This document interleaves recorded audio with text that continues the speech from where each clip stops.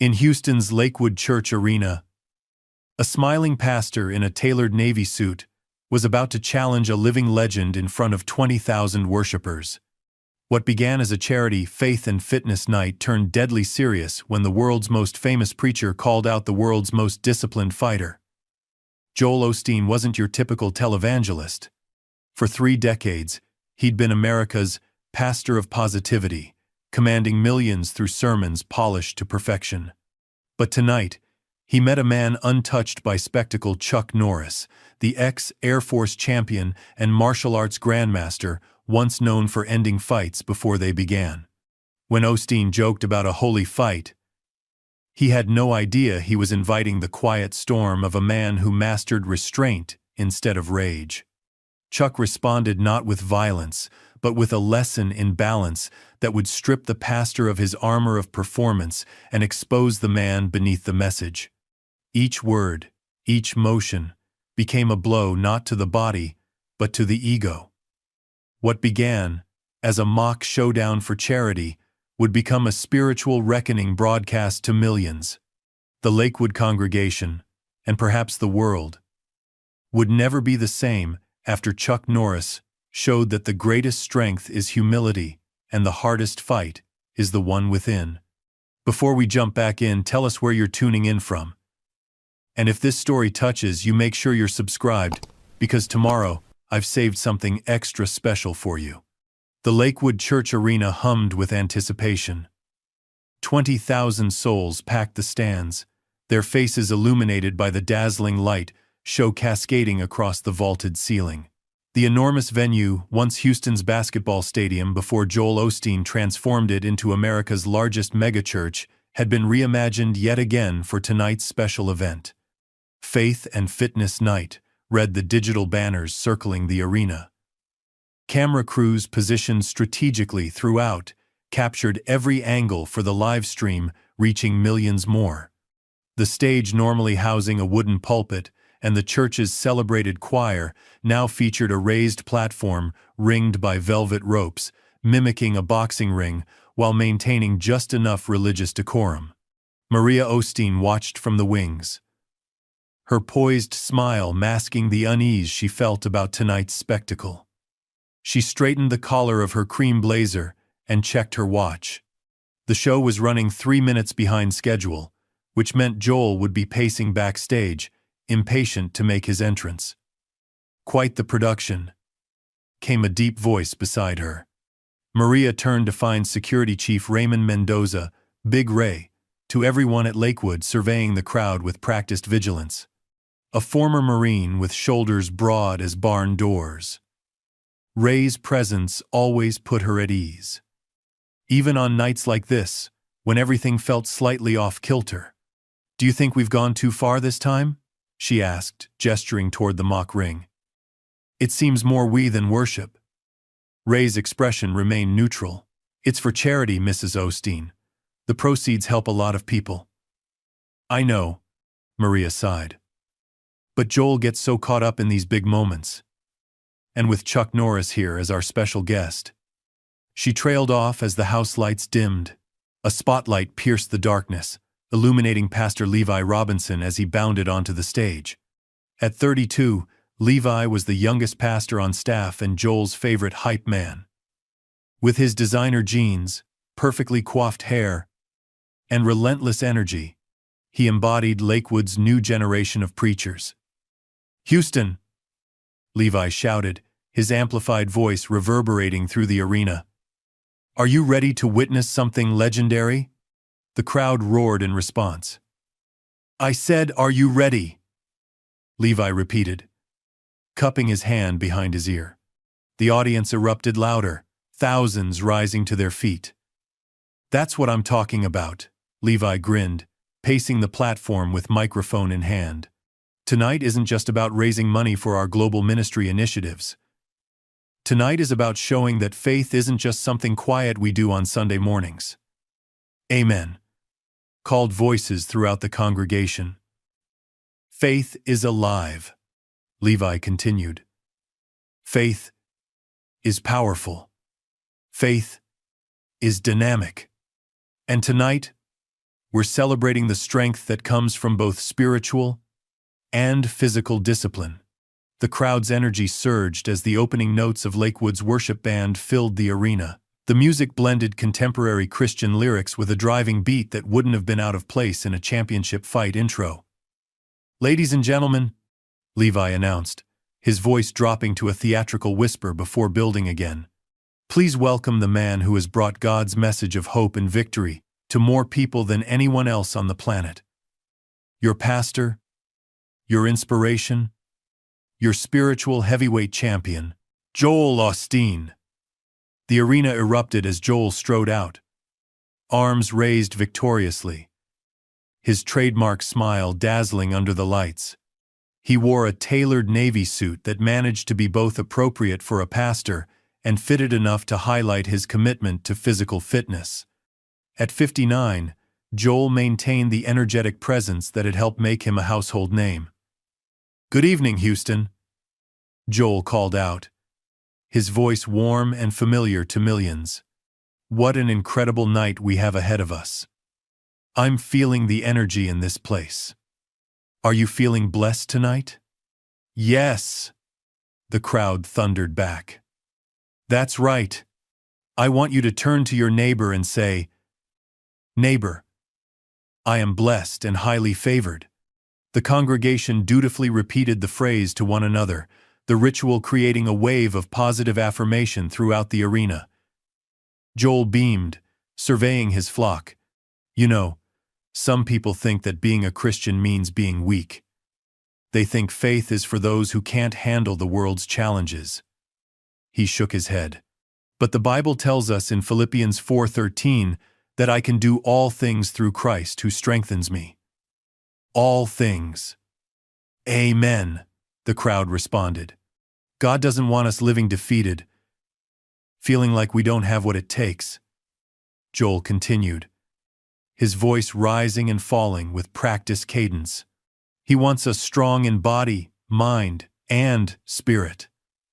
That's why tonight's Faith and Fitnesses event is so special." He gestured toward the front row. "And we are blessed to have with us a man who exemplifies strength and discipline. A man whose very name has become synonymous with toughness, but who also lives by a code of honor and faith." The camera panned to the VIP section, where Chuck Norris sat quietly. At 84, the martial arts legend maintained the composed presence that had made him an icon. His weathered face remained impassive beneath his signature reddish-brown hair. He wore a simple black button-up shirt, no tie, and sat with hands folded in his lap. While everyone around him buzzed with excitement, Chuck appeared still, like the eye of a hurricane. "Ladies and gentlemen," Joel announced, "please welcome the one, the only, Chuck Norris." The crowd rose in thunderous applause. Chuck acknowledged the reception with a slight nod and a raised hand, but did not stand. Joel continued, undeterred by Chuck's reserved response. "Chuck has been an inspiration to millions through his martial arts, his movies, his television work, and his humanitarian efforts. He's also a man of deep faith who has never been afraid to stand up for what he believes in. Chuck, we are honored to have you with us tonight." Chuck offered another polite nod. Levi bounded back onto the stage, his eyes gleaming with mischief. "You know what would be amazing, Pastor Joel? I think everyone in this arena would agree." He paused for dramatic effect. "What if? And I'm just throwing this out there, what if we got to see a little demonstration? I mean, we've got the legendary Chuck Norris and we've got our pastor who's been hitting the gym pretty seriously these past few years." A ripple of surprised laughter moved through the congregation. Joel laughed too, running a hand over his flat stomach. "Now, Levi, I don't think anyone came here to see that kind of matchup." "I don't know," Levi persisted, turning to the audience. "Would anyone be interested in seeing Pastor Joel and Chuck Norris in a friendly little sparring match? Maybe for an extra donation to tonight's cause?" The suggestion, meant as a joke, sparked an unexpected reaction. Scattered cheers turned into widespread applause. Someone started a chant, "Holy fight! Holy fight!" Maria watched from backstage, her smile tightening. "This is getting out of hand," she murmured to Big Ray. The security chief nodded, his eyes tracking Chuck's reaction. "I'm not sure, Mr. Norris is finding this amusing." On stage, Joel was riding the wave of audience enthusiasm. "Well, this is unexpected. What do you think, Chuck? Up for teaching this pastor a few moves?" He chuckled, clearly treating the whole thing as harmless entertainment. The camera zoomed in on Chuck, who remained expressionless, studying Joel with the calm assessment of someone who had faced actual combat. In the momentary silence, Maria slipped from backstage and discreetly approached her husband. "Joel," she whispered, touching his arm. "Maybe we should move on to the next segment." But Joel was too caught up in the crowd's energy. He gently moved past her, approaching the edge of the stage nearest Chuck. "I'm just kidding around, of course," Joel said to the audience, though his eyes remained on Chuck. "But wouldn't it be something? The preacher versus the legend. We could call it Fists of Faith." The crowd laughed appreciatively, while a few church elders in the front rows exchanged uncomfortable glances. "Seriously, though," Joel continued, his smile never wavering, "I have nothing but respect for Chuck. At my age, I'm more of a speedbag guy anyway. Chuck would have me tapping out before I could say, 'Hallelujah.'" More laughter rippled through the arena. Chuck's expression remained unchanged, his stillness becoming increasingly noticeable amid the spectacle. Levi, sensing the moment slipping away, jumped back in. "All right, since we can't get these two in the ring, let's move on to our main event. Tonight's charity challenge will—" "Wait a minute," Joel interrupted, a new idea visibly forming. "You know what? This is a special night.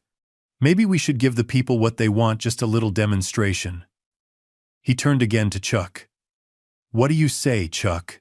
Not a real fight, of course, but maybe you could show us a move or two? For charity?" The arena held its breath. Chuck Norris slowly stood up. The movement was simple, unhurried, yet it commanded attention more effectively than all the evening's theatrics combined. He rose to his full height, straightened his shirt with a casual tug, and met Joel's gaze directly. A hush fell over the congregation. The first symbolic bell, actually just the timer chime for the segment change, rang through the arena's sound system. Like a fight bell, it punctuated the moment with uncanny timing. No one moved. No one spoke. Chuck Norris began walking toward the stage.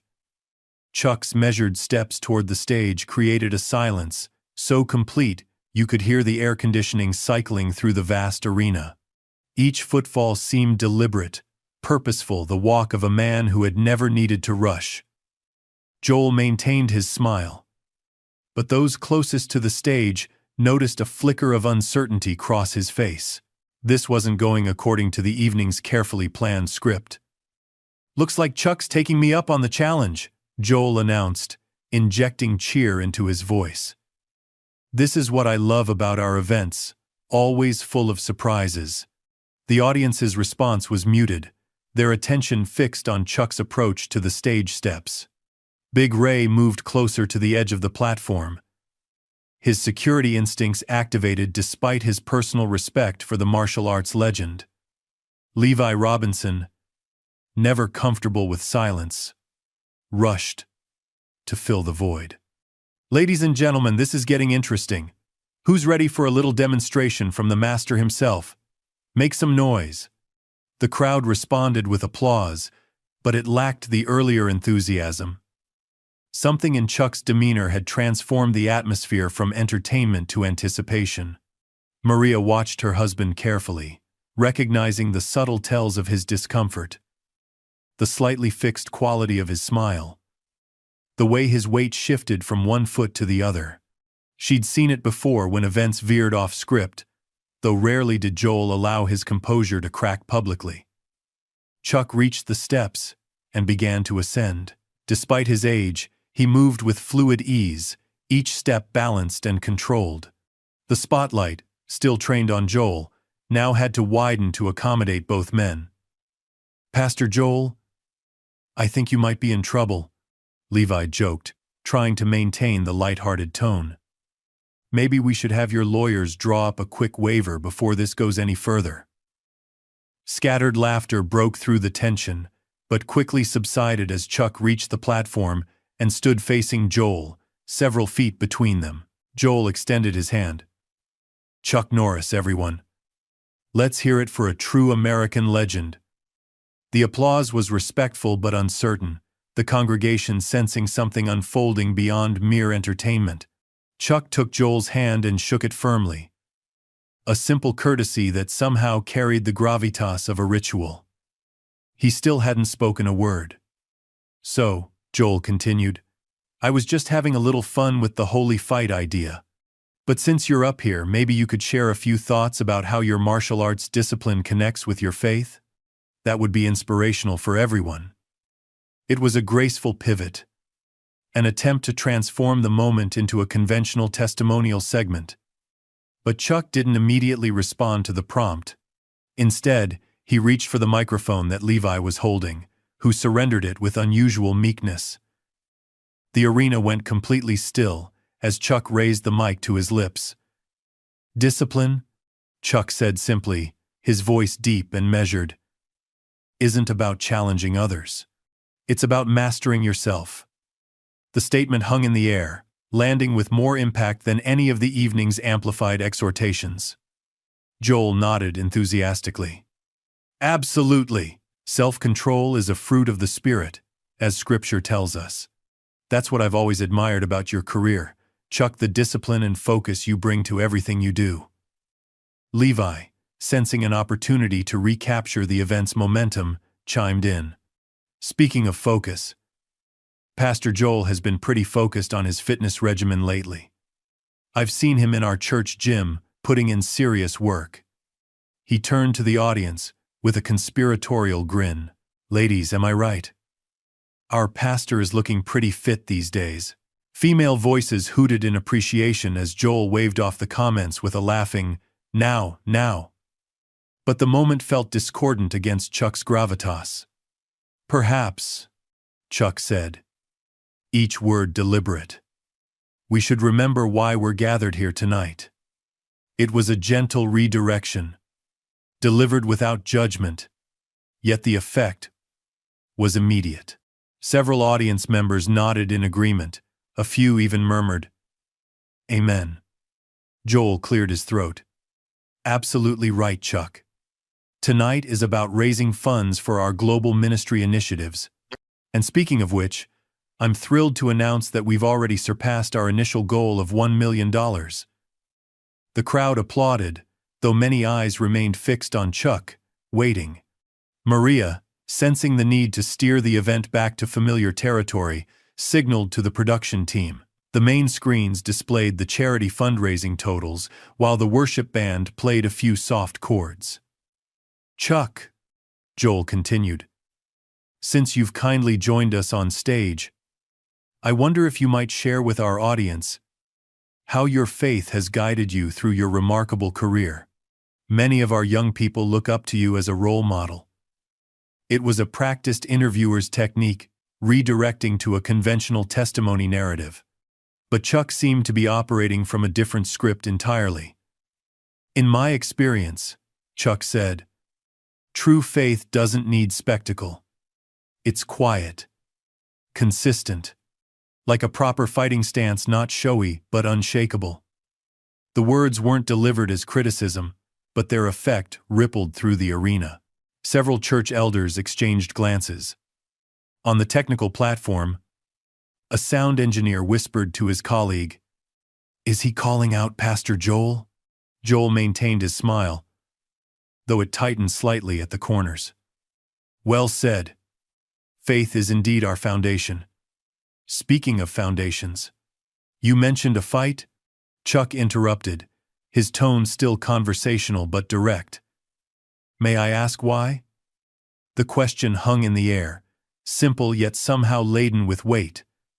The audience leaned forward collectively. Joel laughed, though the sound carried a nervous edge. "Just a figure of speech, Chuck. A little joke to entertain the folks. Obviously, I wouldn't actually. Because, in my experience," Chuck continued, as if Joel hadn't spoken, "those who talk about fighting usually want to impress. Those who actually know how to fight prefer peace. Telling and preparing this story took us a lot of time. So, if you are enjoying it, subscribe to our channel. It means a lot to us. Now back to the story." The statement wasn't delivered with hostility, more like the calm observation of a teacher noting a student's error. Yet it landed with unmistakable impact. A murmur spread through the congregation. On the front row, church elder Thomas Wilson winced visibly. Levi, attempting to diffuse the growing tension, jumped in. "Well, we're definitely all about peace here at Lakewood. Blessed are the peacemakers. Right, Pastor Joel?" "Absolutely," Joel agreed quickly. "And Chuck has been a tremendous example of someone who promotes discipline and respect through his martial arts teaching." Chuck stood motionless, his expression unchanged, yet somehow his presence seemed to expand in the silence that followed. Maria signaled frantically from the side of the stage, drawing a finger across her throat, the universal sign to cut the segment. But Joel, perhaps sensing that walking away now would appear like retreat, pressed on. "In fact," he said, his voice regaining some of its characteristic confidence, "that's exactly what I meant by the holy fight comment.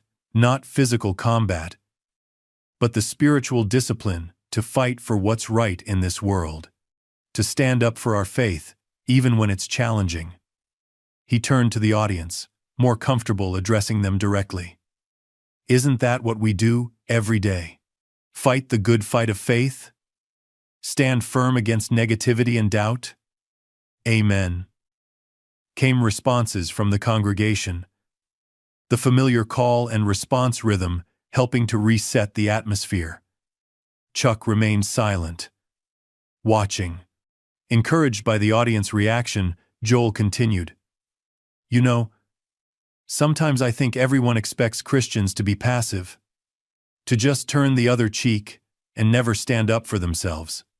But the Bible is full of fighters. David facing Goliath, Joshua bringing down the walls of Jericho." His voice took on the cadence of preaching now, each phrase building on the last. "Sometimes faith means having the courage to step into the ring of life and declare, 'I will not be defeated. I will not be discouraged. I am equipped. I am empowered. I am anointed for victory.'" The crowd responded enthusiastically, "Yes. Hallelujah." Joel was back in his element, riding the wave of congregational energy. He paced the stage, no longer directly engaging with Chuck but performing for the audience. "So when I talk about a holy fight, I'm talking about the fight against poverty that our ministries wage every day. I'm talking about the fight against hopelessness that God's Word helps us win." More affirmations rose from the audience. The worship band, sensing the shift, began playing soft background music to enhance the moment. "And yes," Joel continued, his voice rising, "I'm talking about the physical discipline that helps us be our best selves, the kind of discipline that our special guest exemplifies." He turned to acknowledge Chuck, extending an arm in his direction as if to incorporate him into the sermon. But Chuck wasn't there. While Joel had been addressing the crowd, Chuck had quietly stepped back, placing the microphone on a nearby stand. He now stood at the edge of the platform, observing the spectacle with the same impassive expression he'd maintained throughout.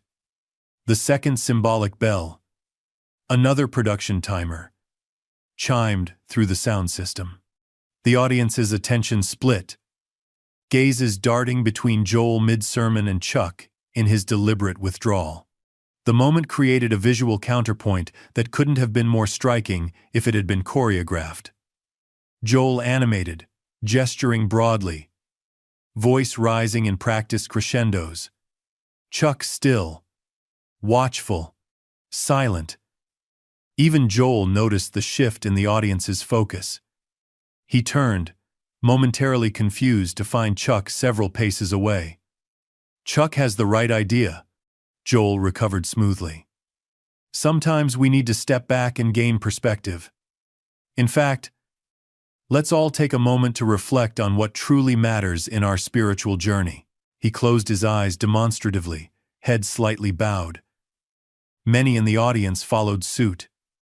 In that manufactured moment of reflection, Chuck Norris made his decision. He moved back to center stage, each step deliberate. Joel opened his eyes to find Chuck standing directly before him. "Perhaps," Chuck said quietly, just loud enough for Joel's microphone to catch it. "It's time for that demonstration after all." A collective intake of breath swept through the arena. The live stream chat exploded with messages. In the production booth, the director frantically whispered into his headset, "Stay on them." Close up on both faces. Joel blinked, his perpetual smile faltering for just an instant before reasserting itself. "A demonstration? Well, I was mostly joking about the sparring match, Chuck." He offered a light chuckle that found little echo in the audience. "Not sparring," Chuck clarified, his voice carrying easily despite its quietness. "A demonstration of restraint." Something in his tone, not threatening, yet undeniably firm, caused Big Ray to take a half step forward from his position at the side of the stage. The security chief's hand moved instinctively toward his earpiece, though he issued no commands to his team. Maria watched the scene unfold with growing apprehension. She knew her husband well enough to recognize when his polished exterior was being tested. Joel thrived on positive energy, on being the most charming, most inspiring person in any room. Confrontation, especially the quiet, principled kind that Chuck embodied, was not in his repertoire. "Restraint is certainly a virtue," Joel acknowledged, attempting to maintain control of the narrative. "In fact, Proverbs tells us that better a patient person than a warrior, one with self-control, than one who takes a city." "Precisely," Chuck nodded. "Would you demonstrate that patience now?" Before Joel could respond, Levi stepped forward, his instinct to protect his mentor overcoming his usual deference to celebrity. "I think what Pastor Joel was suggesting earlier was more of a metaphorical demonstration, right? The spiritual fight, not the physical one." Chuck turned his steady gaze to Levi, who immediately fell silent, not from intimidation, but from the sudden realization that he was interrupting something significant. "I wasn't challenging Pastor Osteen to a physical fight," Chuck clarified, his voice maintaining its measured calm. "I was inviting him to demonstrate the spiritual principle he was just preaching about." He turned back to Joel. "You spoke of discipline and standing firm. Would you be willing to show what that looks like?" The question hung in the air, deceptively simple, yet loaded with implication. Joel hesitated, visibly calculating his options. To refuse would contradict the confident persona he had cultivated. To agree would lead him into unknown territory with a man whose lifetime of martial discipline made him unpredictable. "I'm always ready to demonstrate faith principles," Joel finally replied, his voice projecting confidence that didn't quite reach his eyes. "What did you have in mind?" Chuck removed his black jacket, revealing a simple button-up shirt. The movement was unhurried, almost ceremonial in its deliberateness. He folded the jacket carefully and placed it on a nearby chair. "Stand here," Chuck said, indicating a spot directly in front of him. The congregation watched in hushed fascination as Joel complied, moving to stand about 3 feet from Chuck. The two men created a study in contrasts. Joel in his tailored suit, polished and camera-ready. Chuck in his simple attire, weathered and authentic. "In martial arts," Chuck explained, his voice now carrying to the audience without the need for amplification. The first principle isn't how to attack, it's how to stand. He shifted slightly, feet positioned shoulder, width apart, weight balanced evenly. Nothing showy, nothing exaggerated, just the fundamental stance that had formed the foundation of his fighting system. A proper stance means you can't be easily moved. Chuck continued. Not because you're rigid, but because you're centered. Your foundation determines everything that follows. The audience listened with rapt attention. The entertainment they'd expected, transforming into something more profound. Would you mirror my stance? Chuck asked Joel. Joel, perhaps relieved that the request seemed innocuous, nodded. Happy to. He adjusted his footing to match Chuck's position, maintaining his camera. Ready smile throughout. Now, Chuck said, I'm going to place my hand on your shoulder. I want you to resist being moved. He raised his right hand slowly, telegraphing every movement before placing it gently on Joel's left shoulder. Ready? Chuck asked. Joel nodded, squaring his shoulders. Ready. Without any visible exertion, Chuck applied the slightest pressure, and Joel stumbled backward, caught off guard by how easily his balance was disrupted. He recovered quickly, laughing to cover his surprise. Whoa! You've still got that Chuck Norris strength, Joel said, attempting to turn the moment into a light-hearted exchange. But Chuck's expression remained earnest. It wasn't strength. It was your stance. You were positioned to appear balanced, not to be balanced.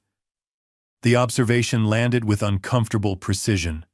On the front row, Elder Wilson shifted in his seat, suddenly very interested in the program notes he'd been ignoring all evening.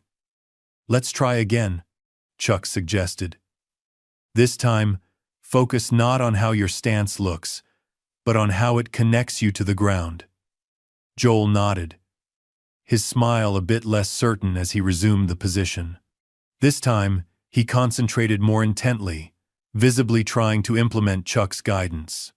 Again, Chuck placed his hand on Joel's shoulder, and again, Joel was easily displaced, though not quite as dramatically as before.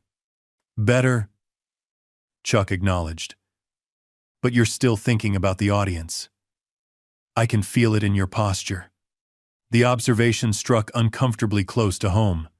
Joel had indeed been conscious of how he appeared to the thousands watching the camera angles, the lighting, the impression he was making.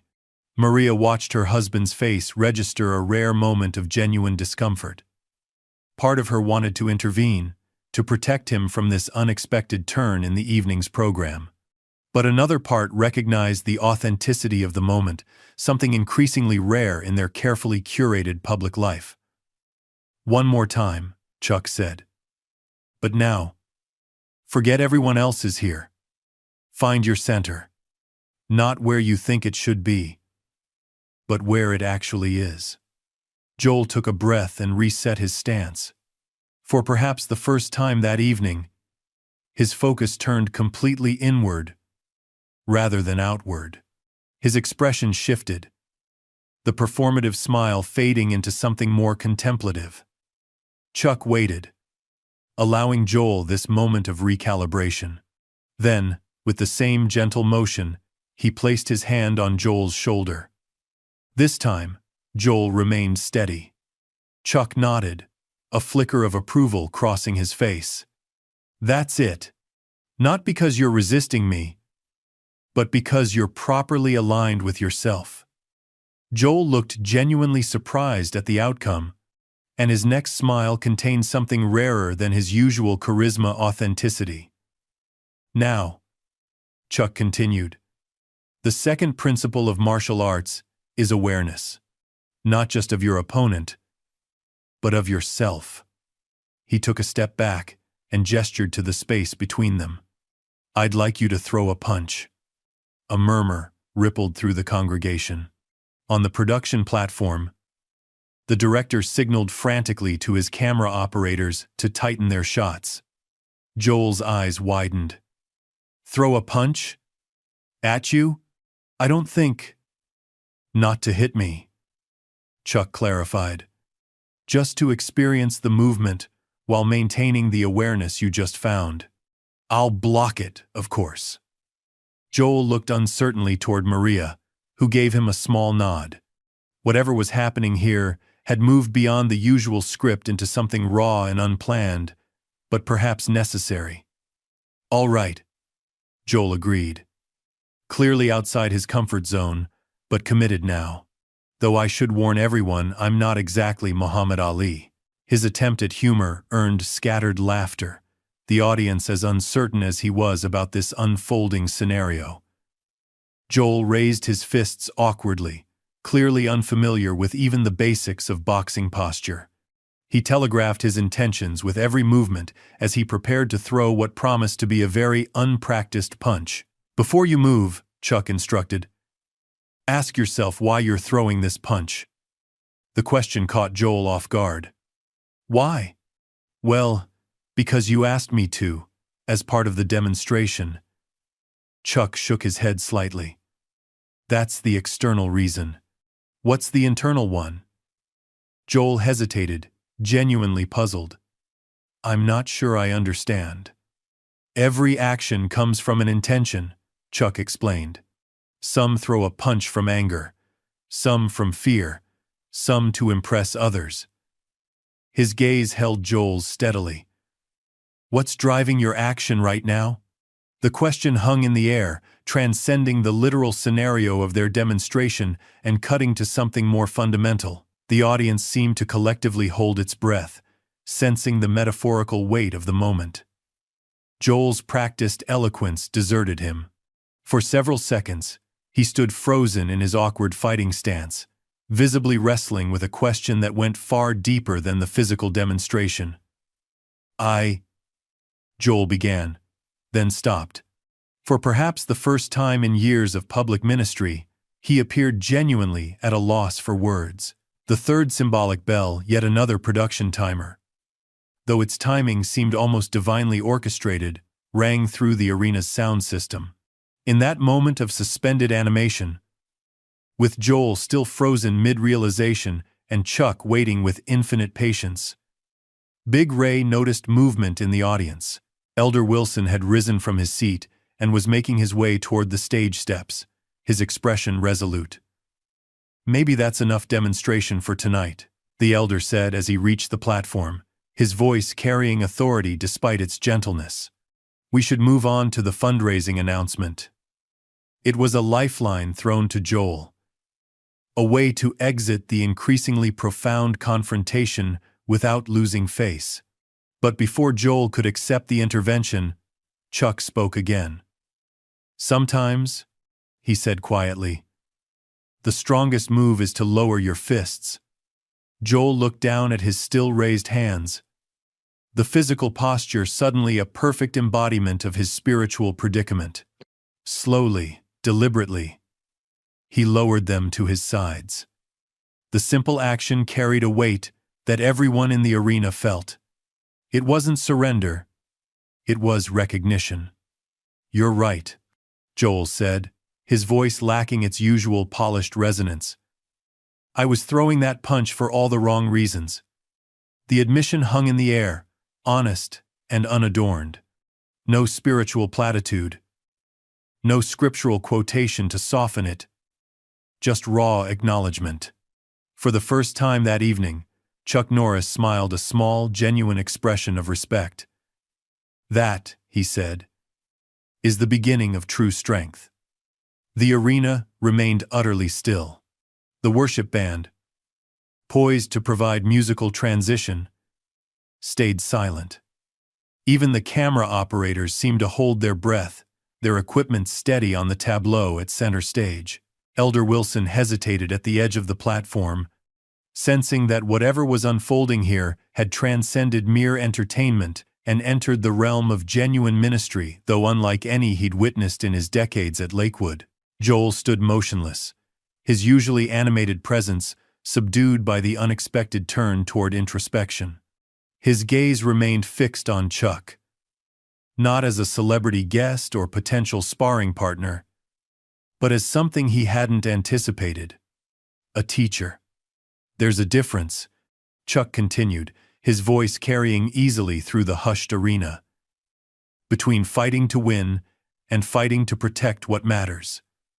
He gestured toward the audience. "These people didn't come here tonight to see a contest of egos. They came seeking something authentic, something that speaks to the battles they face every day." Joel nodded slowly. "You're right. It's not about the spectacle. Yet we turned it into one," Chuck observed without accusation. "The holy fight you joked about, it happens inside us every day. Pride versus humility. Performance versus authenticity." The words struck home. Maria watched her husband's face register the impact of this gentle yet profound rebuke. She'd tried to tell him the same thing many times over the years, as his ministry transformed from humble beginnings into the multimedia empire it had become. But coming from Chuck Norris, a man whose life embodied the discipline of controlling power rather than flaunting it, the message landed differently. "I'd still like to continue our demonstration," Chuck said, "if you're willing. But the real demonstration isn't what the audience came expecting." Joel hesitated only briefly before nodding his agreement. "I'm willing." "Good," Chuck said. "Then let's show them what a real, holy fight looks like." He turned to address the audience directly. "Ladies and gentlemen, the pastor and I are going to demonstrate something now. It may not look like much. It won't have the flash or excitement you might expect, but I ask you to watch closely, because what you'll see is the most important battle any of us ever face." The congregation leaned forward collectively, phones raised to capture whatever was about to unfold. In the production booth, the director whispered intensely into his headset, "Get me tight shots of both their faces. Whatever happens, stay on them." Chuck turned back to Joel. "Stand as I showed you earlier. Find your center." Joel complied, settling into the balanced stance he'd learned minutes before. This time, the posture came more naturally, his body remembering the proper alignment. "Good," Chuck nodded. "Now, I'm going to walk toward you. All you need to do is maintain your position, not just physically, but mentally. Stay centered in who you truly are, not who you think people want you to be." The instructions seemed simple enough, but something in Chuck's tone suggested layers of meaning beyond the physical demonstration. Chuck began walking slowly toward Joel, his approach measured and deliberate. As the distance between them closed, a tangible energy built in the arena, not the artificial excitement of entertainment, but the authentic tension of witnessing something genuine and unscripted. When Chuck stood directly before Joel, close enough that their presence undeniably occupied the same space, he spoke again, his voice low yet somehow carrying to everyone present. "The natural instinct is to either attack or retreat when someone enters your space," Chuck said. "The master learns to simply be present, unchanged by external pressure." Joel remained still, visibly concentrating on maintaining both his physical stance and his composure. "Now," Chuck continued, "I'm going to raise my hands as if to push you. Remember, don't resist me. Don't fight against pressure. Simply maintain your center, and the pressure becomes irrelevant." Chuck slowly raised his hands, palms forward, bringing them to hover inches from Joel's shoulders, a position from which he could easily unbalance the pastor with the slightest push. The audience watched, transfixed. The symbolism was unmistakable. Chuck Norris, the embodiment of disciplined strength, positioned to topple Joel Osteen, the epitome of polished religious charisma. But instead of pushing, Chuck spoke again. "The most difficult opponent we ever face isn't external. It's within us. Our ego. Our need for approval. our fear of appearing weak. His gaze held Joel's steadily. The real fight isn't against flesh and blood. It's against the part of ourselves that chooses appearance over substance. Joel remained silent, absorbing the words. Something shifted in his expression, a subtle but profound change, as if layers of carefully constructed persona were falling away to reveal something more vulnerable and authentic beneath. I've spent decades teaching people how to fight, Chuck continued, his hands still hovering near Joel's shoulders. But the greatest battles I've won were against my own ego. Not in the ring, not in front of cameras. Throughout the arena, phones lowered slowly, one by one. The spectacle many had come to record was transforming into something less camera-worthy but infinitely more meaningful, a quiet moment of truth between two men representing different kinds of power. The real demonstration begins now, Chuck said, his voice barely above a whisper, yet somehow filling the space. I want you to close your eyes. Joel hesitated briefly, then complied.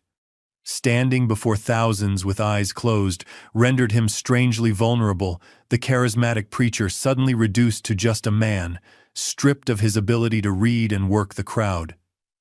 Now, Chuck instructed, I want you to feel the weight of all the expectations you carry, the persona you've created, the image you maintain. Feel how heavy it is. Joel's shoulders visibly tensed, his breathing becoming more deliberate.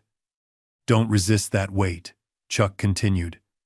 Just acknowledge it. Be honest with yourself about how much energy it takes to carry.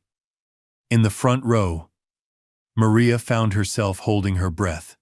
She'd seen glimpses of her husband's private struggles with the burden of his public image, moments of exhaustion and doubt that never made it to the live stream. Now, somehow, those private struggles were being exposed in the most public forum imaginable, yet in a way that felt sacred rather than invasive.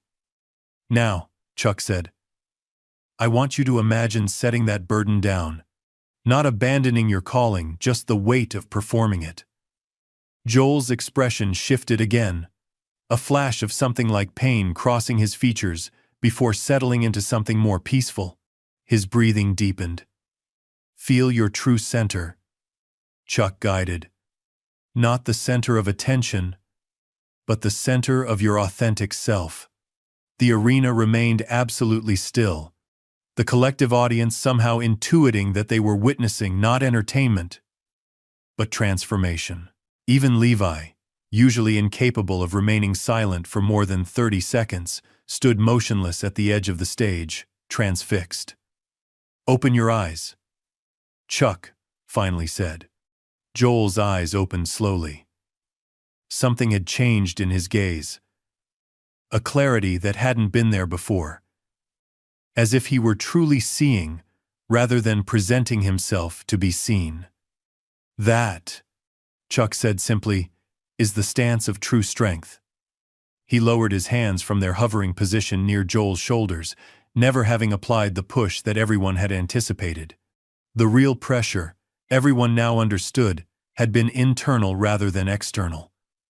The holy fight, Chuck continued, addressing both Joel and the audience, isn't a spectacle. It's the quiet battle we wage every day, between our authentic purpose and our ego's need for validation. He turned to face the congregation directly. You didn't come here tonight to see two grown men engage in theatrical combat. You came seeking something real, something that speaks to the battles you face when the lights aren't shining and the cameras aren't rolling. The words resonated through the arena, landing with the quiet force of truth. The greatest fighters I've known, Chuck said, weren't the ones who could knock others down. They were the ones who stood firm in their principles when the world pushed against them. The ones who had the courage to be authentic when pretense would have been easier. He gestured toward Joel, who remained standing in the balanced posture he'd been taught. Your pastor has just demonstrated that courage, allowing himself to be vulnerable in front of you rather than hiding behind performance. The observation struck home. Several audience members nodded in recognition. A few even wiped away unexpected tears. Joel finally spoke, his voice lacking its usual practiced cadence, instead carrying the raw quality of genuine realization. I came out here tonight thinking I was going to entertain you with a light-hearted challenge to Chuck Norris. Instead, he challenged me not to a fight, but to authenticity.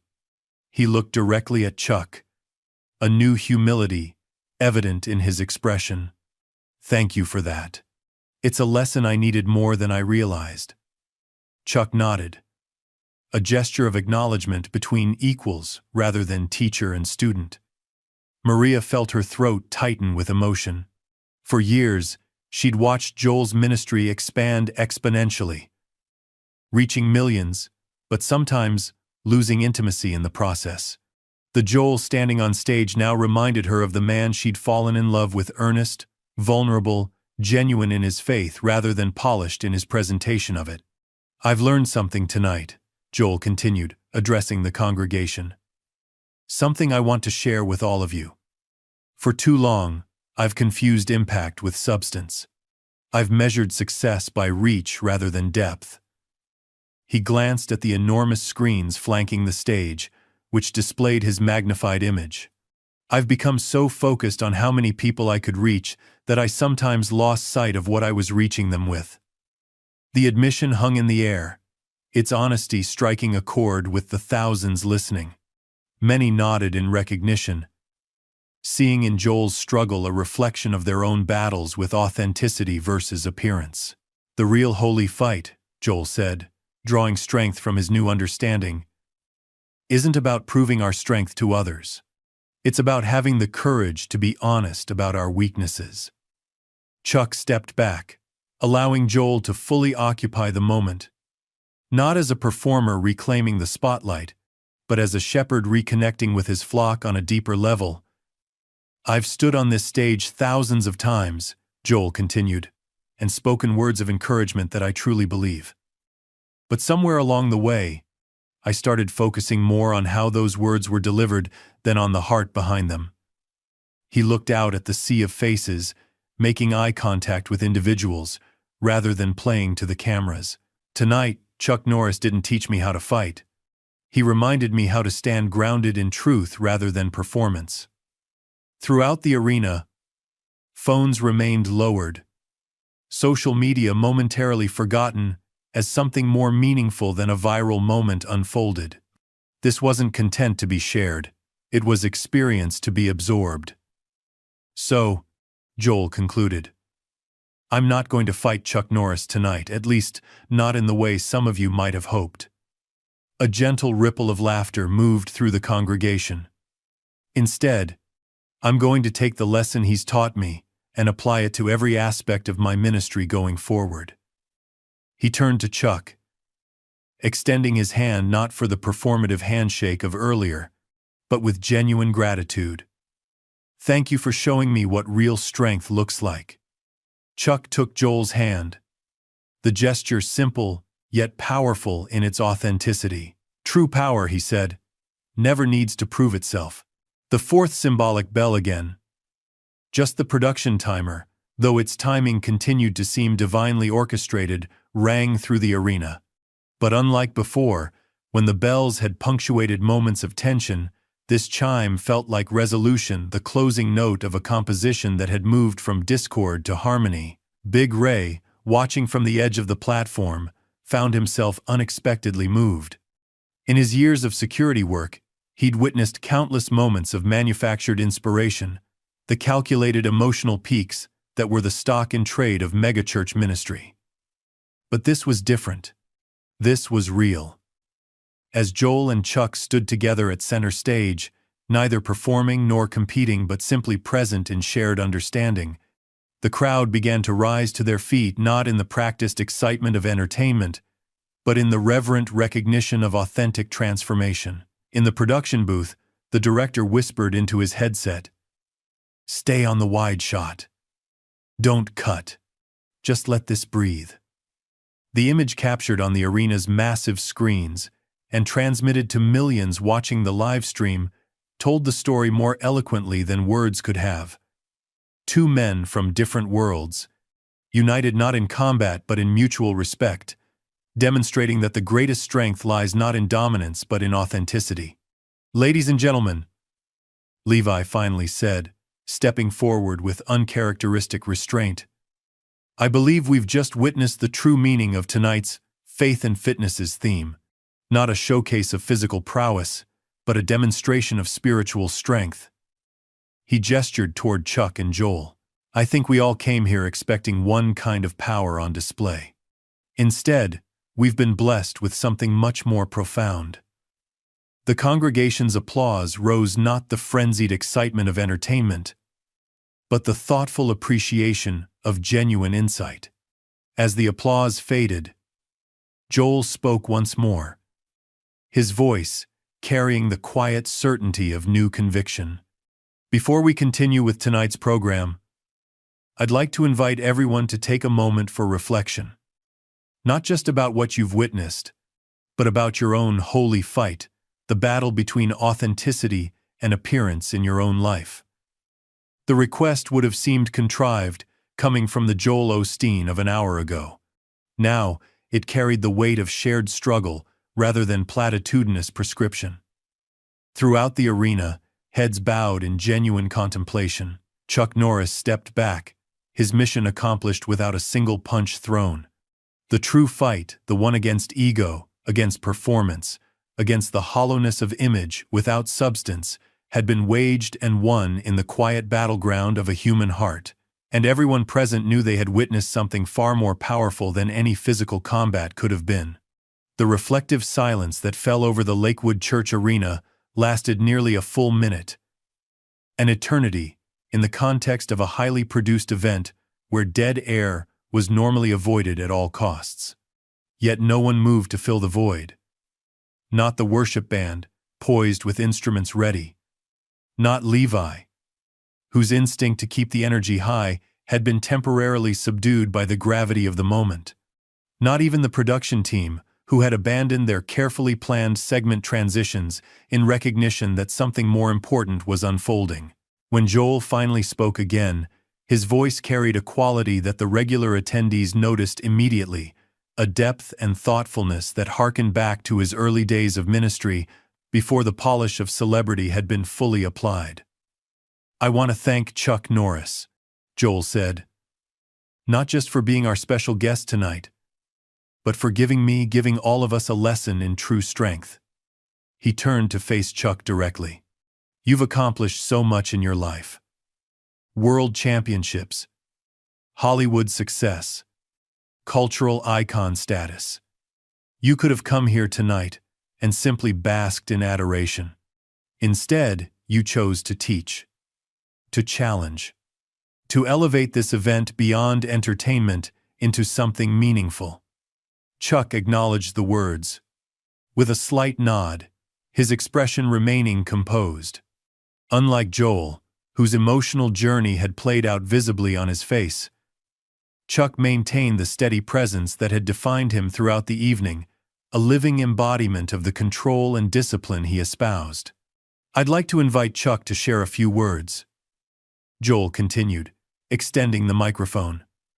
"Not as our celebrity guest, but as our teacher." The invitation marked a significant shift in the evening's dynamic. Joel voluntarily ceding the spotlight, something that rarely occurred in the carefully orchestrated world of Lakewood services.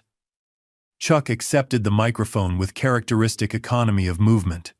When he spoke, his words were measured, each one seeming to carry the weight of decades of lived experience. "Faith doesn't shout," he said simply. The statement hung in the air, deceptively straightforward yet profound in its implications. Several audience members nodded in recognition. Others leaned forward, sensing there was more to come. "Throughout my life," Chuck continued, "I've observed that the people with the most to offer rarely feel the need to prove it. The truly strong don't flex for the cameras. The genuinely faithful don't perform their devotion for applause." His gaze swept across the congregation. Direct, but not confrontational. I'm not here to criticize spectacle or to suggest that reaching millions with a message is wrong. But I am suggesting that how we reach them matters as much as how many we reach. On the front row, Elder Wilson straightened in his seat, his attention fully captured. As one of the church's longest-serving leaders, he had privately harbored concerns about the direction of Lakewood's ministry, the increasing focus on production value sometimes seeming to overshadow the substance of the message. Here, unexpectedly, those concerns were being articulated by none other than Chuck Norris. In martial arts, Chuck went on, we have a saying, the loudest person in the room is rarely the strongest. True power doesn't need to announce itself. It's evident in action, in consistency, in quiet integrity. He gestured toward Joel, standing beside him with uncharacteristic stillness. Your pastor has shown real strength tonight, the courage to be vulnerable, to set aside performance and embrace authenticity. That's far more impressive than any demonstration of physical prowess could have been. Joel accepted the observation with visible humility, his usual camera-ready posture replaced by something more genuine. The greatest fight any of us will face, Chuck said, addressing the entire arena now, isn't against external opposition. It's the daily battle between our authentic purpose and our ego's demand for validation, between substance and appearance, between serving others and serving our own image. Throughout the congregation, phones remained lowered, social media momentarily forgotten as the words resonated with personal struggles many had never articulated, yet instantly recognized. I didn't come here tonight to preach, Chuck acknowledged, with the hint of a smile. That's not my calling. But I did come to share what a lifetime of discipline has taught me. That true power lies not in dominating others, but in mastering yourself. Maria watched from the side of the stage, unexpectedly moved. In the early years of Joel's ministry, before Lakewood had grown to its current scale, there had been a similar quality to his preaching, a genuine vulnerability, an emphasis on substance over style. Somewhere along the way, as production values increased and audience sizes grew, that quality had become increasingly rare, replaced by polished performance that reached millions, but sometimes lacked the intimate authenticity of those early days. Now, paradoxically, in front of the largest audience possible, that authentic quality had re-emerged, not through careful planning, but through unexpected confrontation with the very principles Joel had been preaching. I'll leave you with this thought, Chuck said, his voice carrying the quiet authority that had made him not just a fighter but a respected teacher. Faith, like fighting stance, is most powerful when it's foundational rather than performative, when it's lived more than it's displayed. He handed the microphone back to Joel, stepping back with the subtle grace that had characterized his movements throughout the evening. Joel accepted it, visibly moved by Chuck's words. For several seconds, he seemed to contemplate what to say next. Not in the practiced way of a preacher building dramatic tension, but in the genuine manner of someone processing insight in real time. You know, Joel finally said, I've stood on this stage thousands of times and spoken about victory, about strength, about overcoming obstacles. But tonight, Chuck Norris has shown me that sometimes the greatest victory isn't in overpowering circumstances, but in having the humility to learn from them. He turned to face the congregation directly, his expression more open than at any previous point in the evening. I want to make a commitment to all of you tonight. A commitment to substance over spectacle, to authenticity over performance, to being genuinely present rather than perfectly presented. The words clearly resonated with the audience, many of whom had noticed the increasing production values of Lakewood services over the years, the ever more elaborate light shows, the carefully choreographed musical numbers, the Hollywood-quality video packages. While none of these elements were inherently problematic, their collective effect had sometimes been to create distance rather than intimacy. Impression, rather than impact.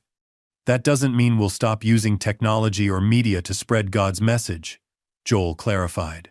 But it does mean we'll be more mindful of why we're using them, of whether they're enhancing the substance of our ministry or sometimes substituting for it. He glanced toward the production booth, where the technical team exchanged meaningful looks. They had built their careers on creating flawless religious entertainment.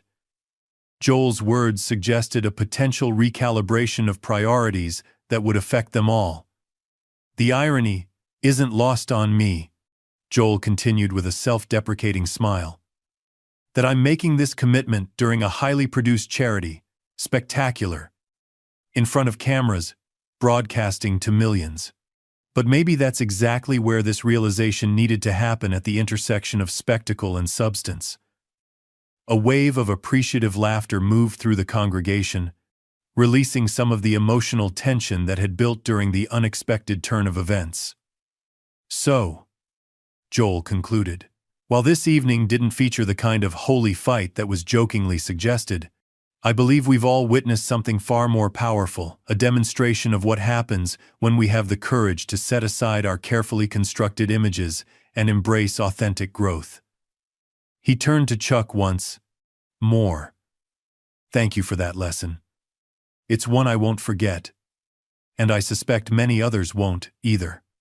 Chuck acknowledged the gratitude with quiet dignity, neither seeking further attention nor rushing to withdraw from it, simply present in the moment, embodying the principles he had demonstrated. The fifth symbolic bell chimed softly through the sound system, signaling the transition to the event's next segment. But unlike the programmed shifts between entertainment segments that had been planned, this transition felt organic, a natural progression from insight to application.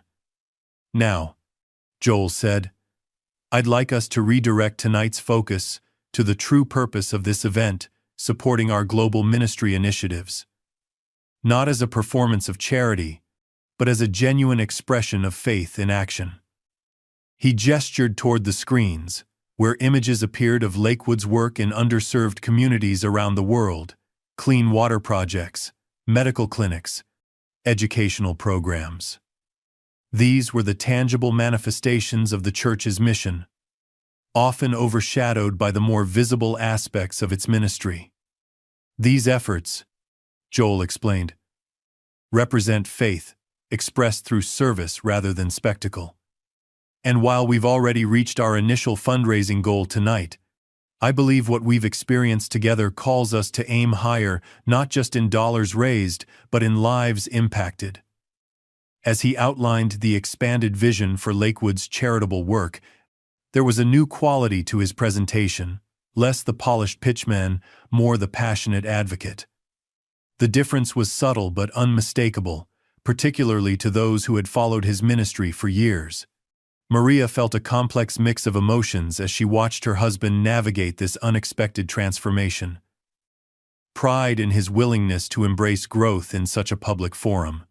Hope that the insights of this evening would translate into lasting change, and a certain wistfulness, recognizing in his current authenticity echoes of the young preacher she had fallen in love with decades earlier, before success had added layers of polish that sometimes created distance between his public persona and private self.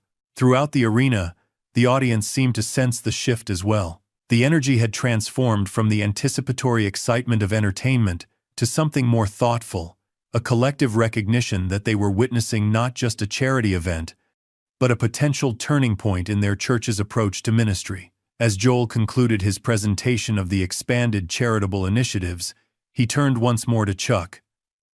Before we continue with the program, I want to ask Chuck Norris to lead us in a moment of prayer, not as our celebrity guest, but as someone whose actions tonight have embodied the principles of faith more eloquently than words could express. The invitation represented yet another departure from the usual script, where prayer was typically the domain of Lakewood's pastoral staff rather than visiting celebrities. But in this context, it felt entirely appropriate, a recognition that spiritual authority flows from authentic living rather than official position. Chuck nodded his acceptance of the invitation. He didn't step forward to claim the center of the stage or raise his hands in dramatic supplication. Instead, he simply bowed his head, his posture one of genuine reverence rather than performative piety.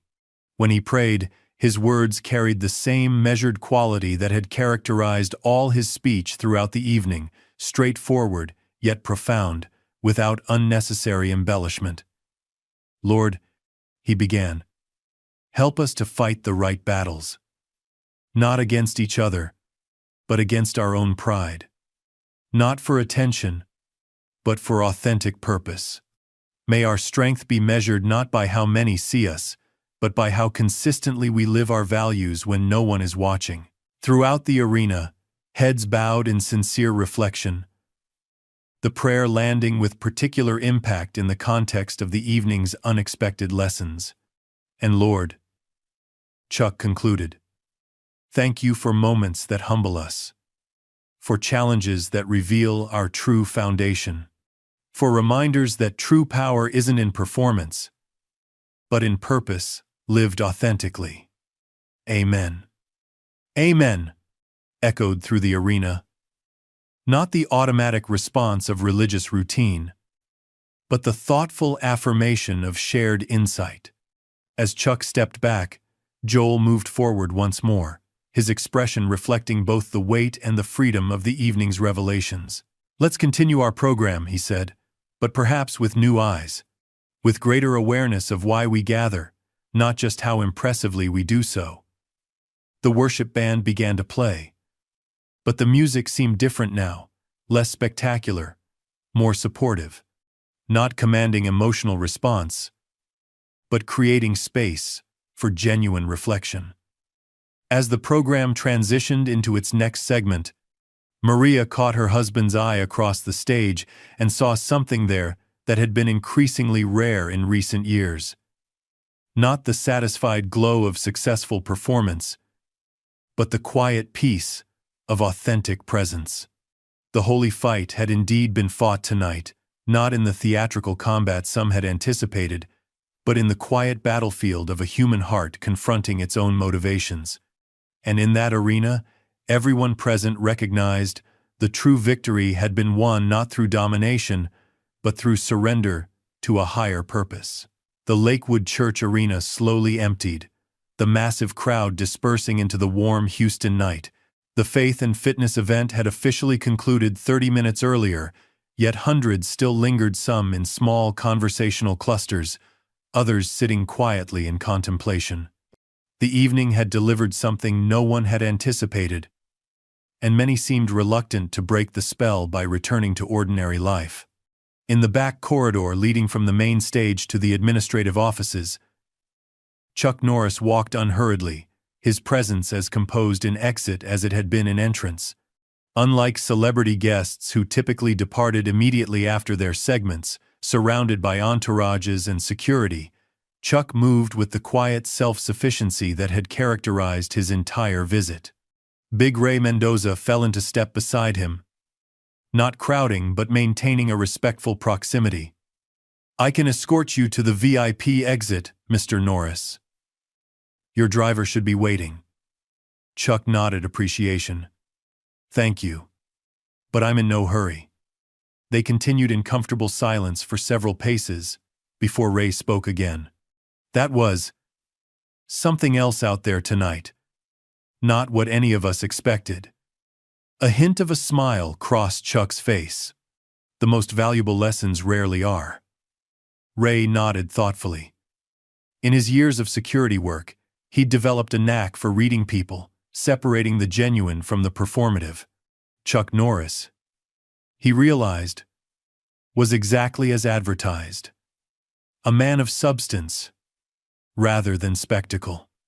"You know," Ray said, "I served in the Marines before joining the church staff. We had instructors who talked about you, not just the fighting techniques, but the philosophy, the control, the discipline." Chuck acknowledged this with modest appreciation. The physical skills are just the beginning. The mental discipline is where true mastery lives. I saw that tonight, Ray agreed. The way you handled the situation, it wasn't about dominating Pastor Joel. It was about showing him another way. They reached a junction in the corridor where one path led to the VIP exit and another to the backstage area. Chuck paused, seeming to consider his options. I'd like to speak with Pastor Osteen once more before I leave, he decided. Ray nodded, adjusting their course toward the backstage area. He's probably in the green room with Mrs. Osteen and the production team. They usually have a short debrief after major events. As they approached the green room, they could hear animated conversation through the partially open door. Not the celebratory recapping that typically followed successful Lakewood productions, but something more substantive and searching. Completely changes how we approach the Sunday broadcasts, came Joel's voice, energized in a way that suggested revelation rather than performance. Less focus on the visual spectacle, more on creating genuine moments of connection. The technical team will need time to adjust, responded another voice, likely the production director.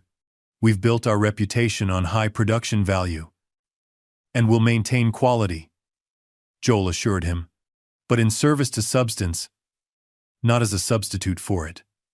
Ray knocked gently on the door frame, then pushed the door wider. Excuse me, Pastor Joel. Mr. Norris would like a word before he leaves. The conversation inside immediately paused. Joel rose from his seat, his expression registering genuine pleasure rather than the practiced warmth he typically displayed for VIP guests. Chuck, please, come in. We were just discussing the impact of tonight's event. The green room held a small gathering. Joel and Maria, the production director with his clipboard of notes, Levi, scrolling through social media reactions on his phone, and two church elders including Wilson, whose thoughtful expression suggested he was still processing the evening's unexpected turn. Chuck entered with characteristic understatement, declining the prominent seat Joel offered, and instead taking a chair slightly removed from the central conversation circle. I wanted to thank you before leaving, Chuck said, for allowing tonight to become something different than what was planned. Joel laughed softly, shaking his head.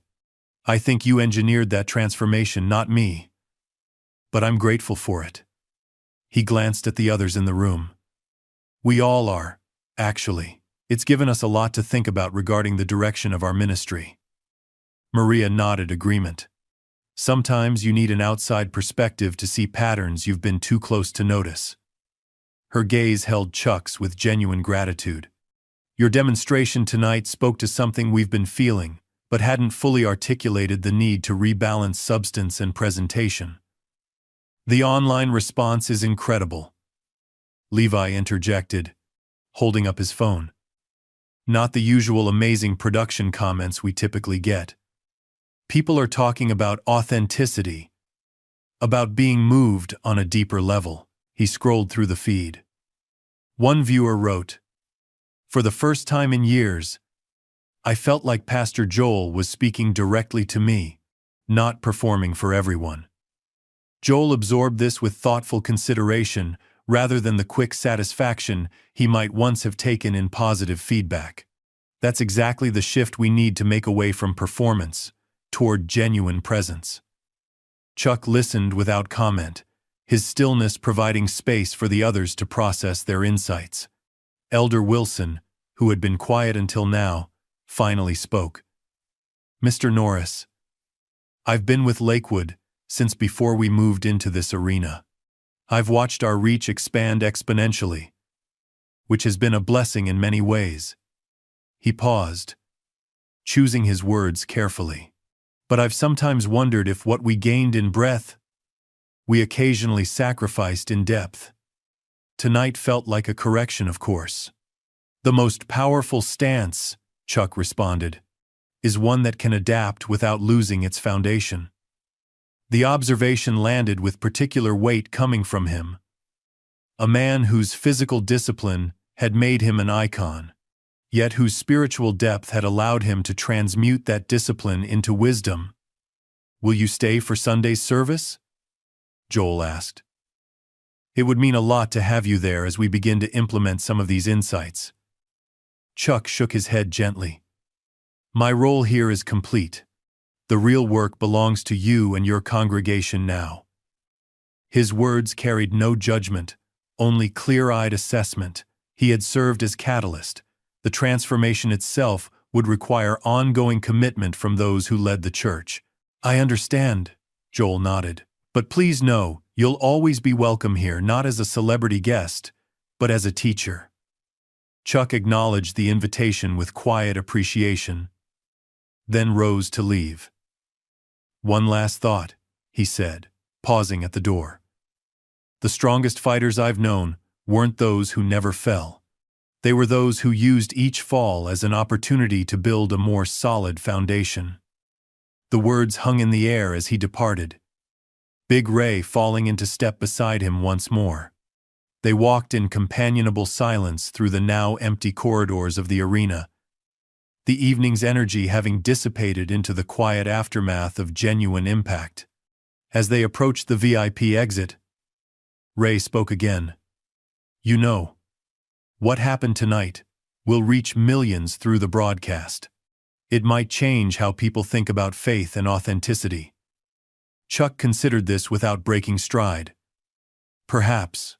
But the real measure won't be in how many view it, but in how deeply it changes those who do." They reached the exit, where a simple black SUV waited with engine running.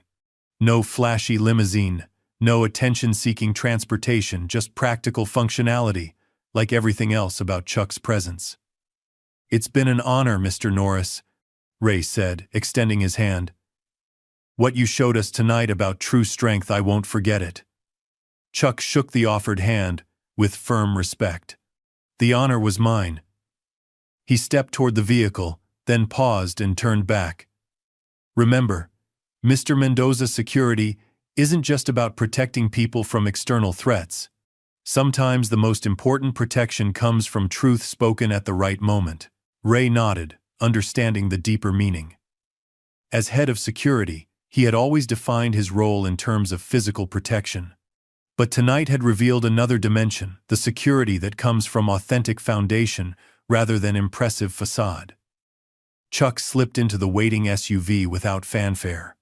As the vehicle pulled away from the arena, its taillights receding into the Houston night, Ray remained at the exit, contemplating the unexpected lessons of the evening. Inside the green room, the conversation continued with renewed purpose. The production team had begun sketching modifications to Sunday's service, not abandoning the technology and reach that had made Lakewood a global ministry, but reorienting those tools toward deeper connection rather than mere impression. "We'll need to prepare the congregation for the shift," Elder Wilson advised. "Some have become accustomed to the spectacle. They might find greater authenticity initially unsettling." "True growth often is," Maria observed, "but it's necessary." Joel nodded agreement, his expression reflecting both the challenge and opportunity ahead. "What Chuck showed us tonight wasn't just about how I present myself on stage. It was about the entire culture we've created, one that sometimes values appearance over substance." He rose and moved to the window, overlooking the now empty arena. But culture can change. It starts with leadership modeling different values. Levi, still scrolling through social media reactions, looked up with uncharacteristic thoughtfulness. "You know what's weird? I came into tonight focused on creating viral moments, shareable content. I was the one who suggested the whole holy fight thing." He shook his head, chagrined. "And we got exactly that, just not in the way any of us expected." "That's the paradox," Maria said softly. "The moment became powerful precisely because it wasn't engineered for impact. It was simply authentic." Joel turned from the window, his expression resolute. "Starting Sunday, we implement what we've learned. Less spectacle, more substance. Less performance, more presence. He looked at each person in the room, making genuine connection rather than delivering a proclamation. Not because Chuck Norris told us to, but because he reminded us of what we already knew but had gradually forgotten. The sixth symbolic bell, the final production timer of the evening, chimed softly through the arena's sound system. The sound echoed through the empty space, no longer marking segment transitions but serving as a final punctuation to the night's unexpected lessons. In his hotel room across town, Chuck Norris sat quietly in meditation, his day's mission complete. He had come to Houston not seeking to create a spectacle or to prove his relevance, but simply to offer what decades of discipline had taught him, that true strength lies not in domination, but in authenticity. As dawn broke over Houston the following morning, Chuck checked out of his hotel and drove himself to the airport in the same unassuming manner he'd maintained throughout his visit. No entourage, no fanfare, just the quiet self-sufficiency of a man whose security came from within rather than from external validation. Settling into his seat on the commercial flight home, he opened his tablet to see headlines already spreading across religious news outlets. Chuck Norris delivers unexpected lesson at Lakewood Church. Joel Osteen, transformed after holy fight with martial arts legend.